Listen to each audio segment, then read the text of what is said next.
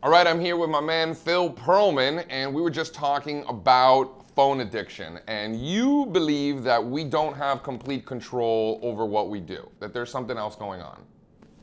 I think some people have control over there's a continuum of self-control across humanity. Some people have lots of self-control. Some people have zero self-control. And this is no secret right now.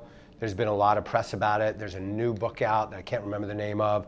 And there was a guy, Tristan Harris, who was at Google, who left Google and then came out with all kinds of content related to how we're all sort of addicted to our phones.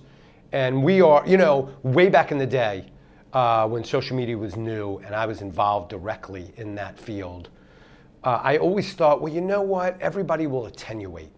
And what does that mean, attenuate? Well, what it means is we'll get used to it and we'll recognize that our phones are tools and we'll use them accordingly. I was completely wrong. What happened was exactly the opposite.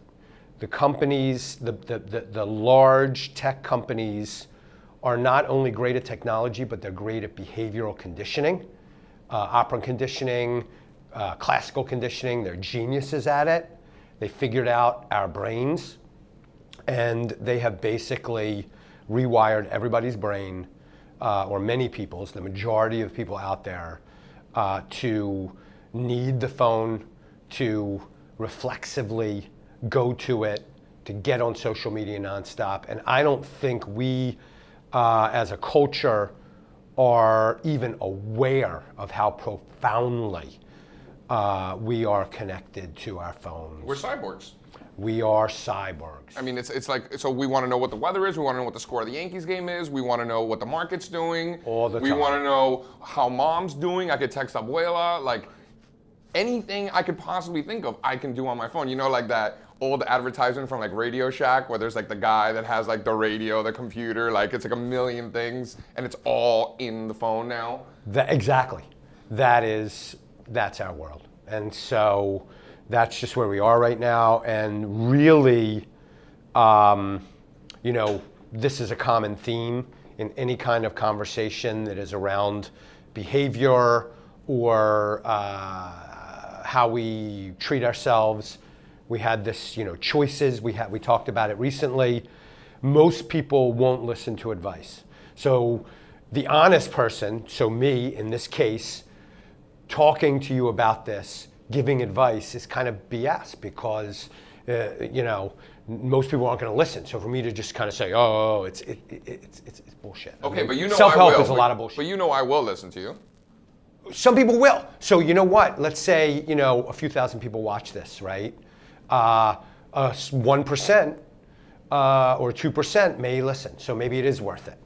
But what I would really encourage people to do is to begin setting limits for themselves, begin turning off the phone. I began with the weekends, begin just turning the phone off on the weekend. What I did was actually I have a drawer that's outside of our bedroom and I have two phones and I just began putting them in the drawer on Friday night. But if you're with the kids and you're with the family, you're taking your phone. What if there's an emergency or something like that? Sometimes I have to take the phone. Yeah. Like if there's logistics involved with my wife or whatever. But now I've gotten to the point where I have trained myself off of that reflex. So especially when I'm not at work, I'm just not involved with the phone. As a matter of fact, even programming music. So I have Spotify and Sonos. That's like my favorite thing in the world. Best invention in the history of the internet, by the way. Moore's Law. Spotify, Sonos, like the greatest thing ever. But what I'll do is I'll set it on like music from that person. So like Wayne Shorter channel, and it'll just play and play and play and play forever. And then I can just control the volume without having my phone on me. I do that all the time now. So you start with setting limits on the weekend, right? You put it away. And then once you really nail that, then you move on to, just keeping it in your pocket. And, it's like most people are just going to stay addicts. You're going to be junkie to your phone. One person out of 100 is going to listen, you being one of those. Listen, at the very least, let's be aware. Be aware.